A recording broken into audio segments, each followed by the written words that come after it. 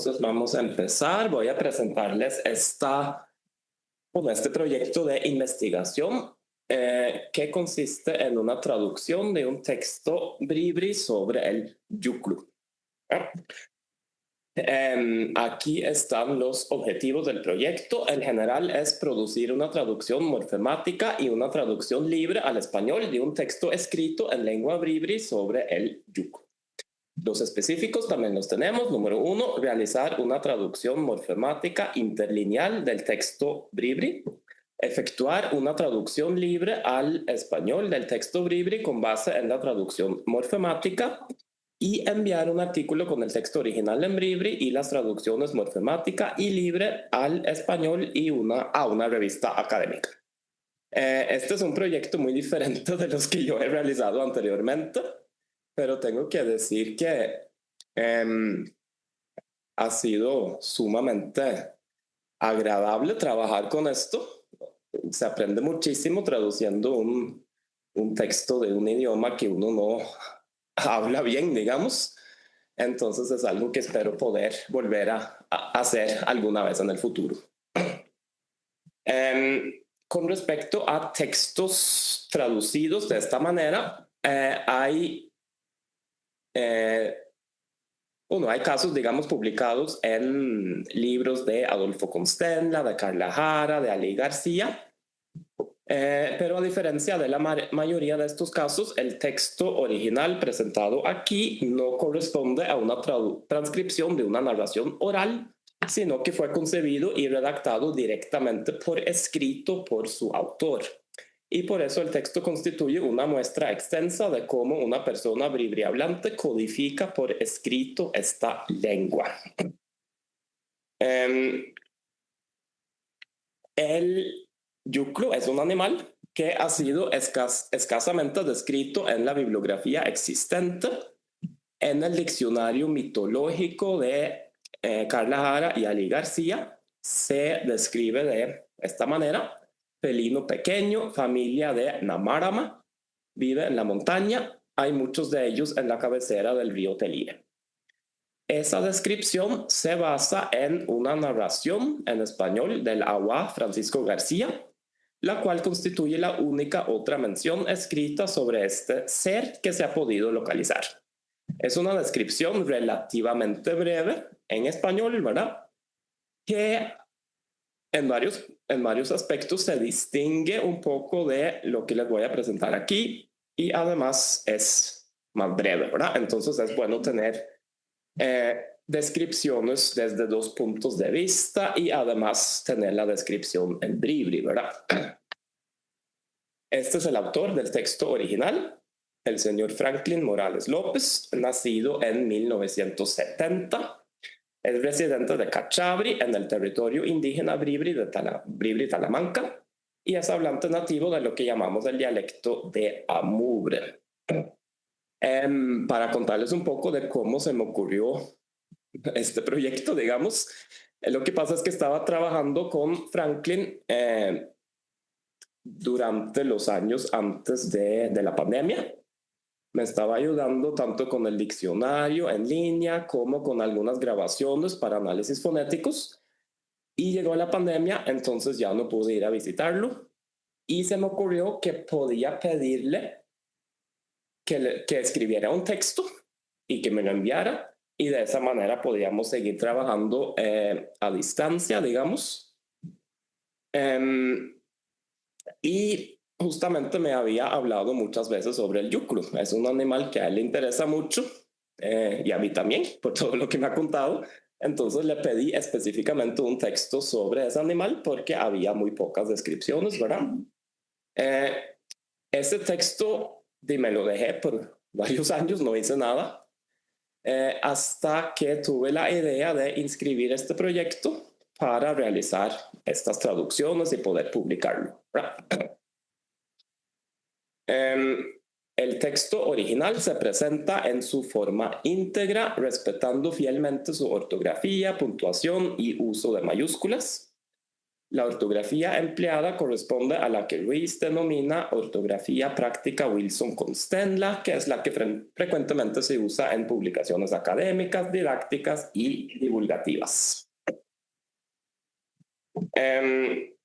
La traducción morfemática se basa en las reglas del glosado de Leipzig, pero con varias glosas adicionales que han sido en varios casos acuñadas específicamente para este trabajo. La terminología gramatical empleada se basa principalmente en la gramática del Bribri elaborada por Carla Jara. Las lindes entre morfemas se indican con guiones sin distinción entre afijos y clíticos, y también se incluyen notas al pie para profundizar en aspectos morfológicos, semánticos o sintácticos que requieren una explicación adicional. Con respecto a la traducción libre al español, se ha procurado conservar el tono predominantemente oral que caracteriza al original, al tiempo que se respeta la estructura sintáctica del español y sus normas convencionales de puntuación. Eso quiere decir que en varios pasajes fue necesario ajustar el uso de los signos de puntuación para asegurar la cohesión textual y adecuarse a las convenciones gramaticales del español, lo que implicó ciertas modificaciones con respecto a la puntuación del texto fuente. Por las mismas razones, el uso de conectores discursivos y conjunciones en la traducción difiere en ocasiones de manera significativa respecto al original, y también en esta traducción se incluyen notas al pie con explicaciones de conceptos culturales bribris.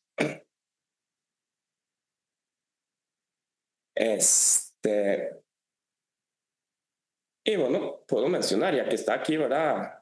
Ali García, ahí atrás, que he tenido que ir a preguntarle algunas cosas específicas muchas veces, ¿verdad? Con respecto a la traducción morfemática especialmente, ¿verdad? Porque hay algunas formas verbales que son un poquito difíciles de analizar, pero creo que ya tenemos una versión, digamos, bastante completa. ¿Qué es lo que aporta, digamos, este trabajo? Primero, el texto original constituye un testimonio directo de cómo un hablante nativo codifica por escrito una lengua cuya tradición ha sido casi exclusivamente oral. La traducción libre aporta información valiosa sobre el yucru en el marco de la cosmovisión bribri, y ambas traducciones permiten que el texto se utilice en futuros análisis morfosintácticos, semánticos, pragmáticos y discursivos de la lengua bribri. También he identificado una buena cantidad de palabras que yo no tenía registradas en el diccionario, por ejemplo. Entonces, todas las publicaciones de textos, digamos, en lenguas indígenas, obviamente aportan en diferentes aspectos. Ok, ¿qué es lo que vamos a hacer ahora? Voy a leerles la traducción libre, ¿verdad? Cuyo título en español se puede traducir aproximadamente de esta manera: Relato de la sabiduría ancestral sobre el yucru. Al mismo tiempo voy a ir poniendo el texto original en bribri. No lo voy a leer, ¿verdad? Pero ahí lo van a ver, solamente voy a leer la parte en español. Y en cuanto a la traducción morfemática, decidí no incluirla en esta presentación porque por experiencia sé que estar viendo, digamos, glosas morfemáticas en una presentación no es lo más fácil. Entonces, si quieren consultar eso, mejor cuando salga publicado esto en algún momento. Entonces, vamos a ver. Existen montañas muy lejanas a donde uno no puede llegar.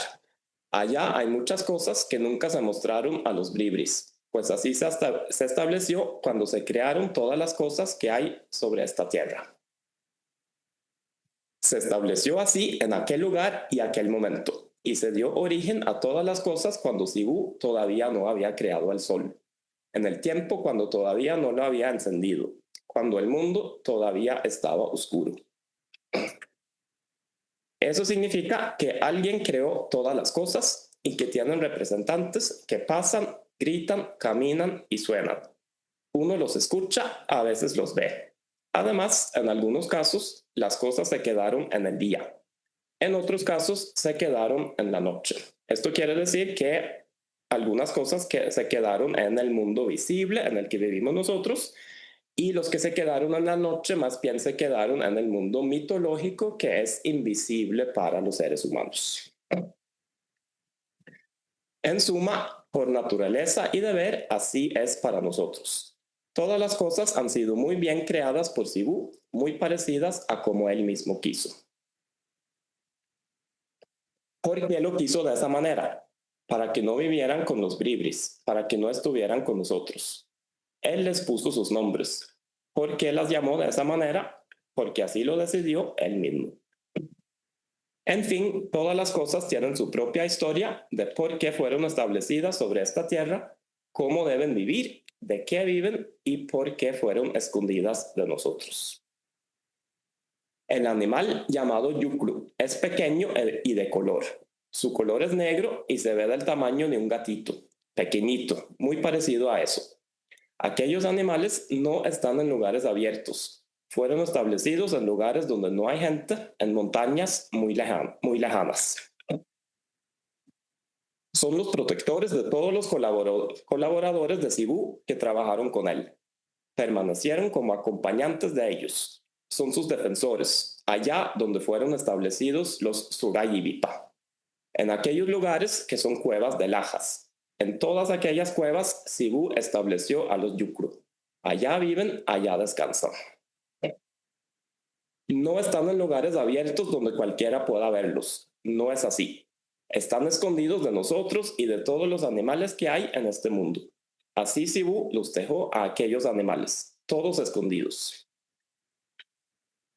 Los Yukru son animales muy bravos que no deben ser molestados. Viven aislados porque así lo estableció Cibú cuando inicialmente creó el mundo. Son de color negro como gatitos. Cuando su representante, llamado Duaruk, les da permiso, los Yukru salen a lugares abiertos y entonces uno los ve llegar. Es decir, su representante les da permiso para que sus animales vayan a comer.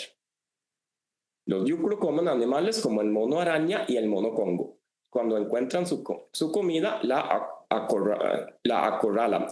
Los Yukru son muchísimos, por lo que una mitad se sube a los árboles y la otra mitad se queda abajo esperando. Cuando llegan arriba, hacen que los animales ahí se tiren para abajo y sus allegados que están abajo se amontonan rápidamente encima de ellos. Así los matan. Cuando ya todos han comido, regresan a su casa. Justo donde pasaron los Yukru aparece un insecto llamado mosca queresa. Muchísimas de ellas deciden ir directamente a donde pasaron los Yukru. La mosca queresa es verde, pero emite un olor muy feo. Gracias a ellas uno puede ver que ahí mismo pasaron los Yukru. Además, justo donde ellos pasaron, el terreno queda despejado. Matan todas las hojas con sus patas. Después de 4 días, exactamente donde pasaron los Yukru, de repente se seca el terreno, todas las hojas quedan marchitas y todo se ve muerto. Cuando los Yukru ya han venido a cazar, desaparecen por mucho tiempo. Luego regresan nuevamente para buscar su alimento. Nuestros ancestros solían molestar a aquellos animales. Querían sus colmillos para hacer collares, los querían para ceremonias y los querían para artesanías. Además, los querían para trabajos buenos, y eso se refiere a trabajos curativos, por ejemplo. Por todas esas razones, nuestros ancestros iban a que el médico los soplara. Ya que querían ir a buscar a los Yukru, se aseguraban primero de que no les fuera a pasar nada cuando iban a buscar a los Yukru. Cuando ya habían determinado cuántos querían ir, partían hacia las montañas lejanas en busca de los Yukru. Llevaban comida, llevaban agua y llevaban machetes y palos como los del carrizo. Al llegar a las montañas donde estaban esos animales, construían primero una casa.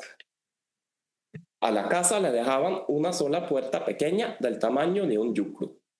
Usaban materiales como el huiscoyol y la chontadura para hacer la casa. El huiscoyol es espinoso. Eso se refiere a una palmera que tiene unas espinas largas. Por eso lo buscaban y lo colocaban con el lado de las espinas hacia afuera para que los yuclu no pudieran meterse de ninguna manera a donde estaban ellos. Luego iban a donde pasaban los yuclu o a donde estaban trepados o a buscar por donde andaban. Cuando los encontraban, se ponían a tirarles cosas y cruzaban justamente por donde los yuclu habían pasado. Después volvían a donde habían hecho la casa y se encerraban muy bien todos los que estaban. Ahí los esperaban y cuando había pasado un largo rato, se escuchaba a los yuclu llegar con mucho ruido directamente hacia donde habían construido la casa. Entonces los esperaban durante día y noche. Aquellos animales llegaban en cantidad a donde habían construido la casa, pero la fachada de la casa era espinosa y estaba cubierta de manera muy resistente con fibras de chonta que además estaban bien amarradas con bejucos venaderos muy fuertes. Cuando llegaba el primer yuclu, lo golpeaban con los carrizos que habían preparado. Con eso estaban mientras los yuclu se metían por la pequeña puerta. Así los mataban, golpeándolos en la cabeza. Seguían llegando más yuclu, pero a veces eran 3 personas y así se ayudaban entre sí. Uno se agotaba y seguía otro. Ese se cansaba y seguía otro más. Cuando llegaba la noche y alguien quería dormir, lo decía. Así se ayudaban entre sí durante día y noche. Morían montones de yuclu, pero no se escarmentaban. Seguían llegando y los cazadores los mataban a absolutamente todos. Eventualmente, cuando veían que llegaba un yuclu blanco y lo habían matado, decían que aún faltaban 3. Decían que ese era un líder, de los cuales llegaban 4 de color blanco. Cuando habían matado a los 4, ya no llegaba ninguno más. Después salían al aire libre. Habían matado una gran cantidad de yuclu y amontonaban todos los cadáveres. Luego de haberlos juntado, se iban a su casa. Los dejaban por un tiempo para que se descompusieran. Cuando ya estaban descompuestos, volvían para sacarles los colmillos. A todos los yuclu les sacaban los colmillos y se los llevaban a casa para realizar ceremonias. Por estas razones, cuando uno ve que los yuclu han pasado, no debe cruzar las huellas y tampoco debe tirarles cosas. Son animales puestos para cuidar el mundo y por eso están muy bien escondidos, muy lejos donde no hay nadie. El propósito es que no interfieran en la vida de los bribris. Fueron colocados en un lugar diferente donde están cuidando a su representante. Es por eso que los yuclu fueron establecidos en montañas muy lejanas, en cuevas grandes, en barrancos grandes, a donde nadie puede llegar. Ningún bribri puede llegar a esos lugares. Su representante los tiene muy bien escondidos. Sibu puso a aquellos animales en este mundo. Todos poseemos la sabiduría de por qué existimos y por qué debemos mostrar respeto. Hoy en día se habla de que todavía conservamos el conocimiento para contárselo a los nuevos que vendrán. Y ese es el texto. Para terminar, puedo contarles que por pura casualidad, hace unas semanas o unos meses, un conocido de Franklin andaba en el bosque y contó que se topó con una de estas huellas de donde habían caminado los yuclu. Y no solo eso, sino que dice que se quedaron atrás 2 pequeños yuclu que los habían dejado y que coincidían completamente con esta descripción tradicional e incluso logró sacar el celular y tomar un video de uno de los yuclu. Hasta que se tuvo que ir corriendo porque, como vimos, ¿verdad? Son animales muy bravos. En el celular tengo un pantallazo de ese video.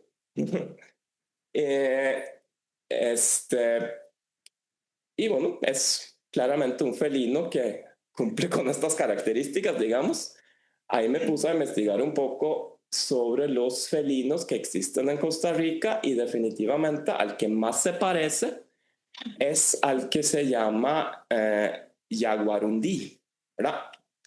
Con la diferencia de que lo que él grabó era un felino completamente negro. Los jaguarundís no suelen ser negros y además que era bastante pequeño.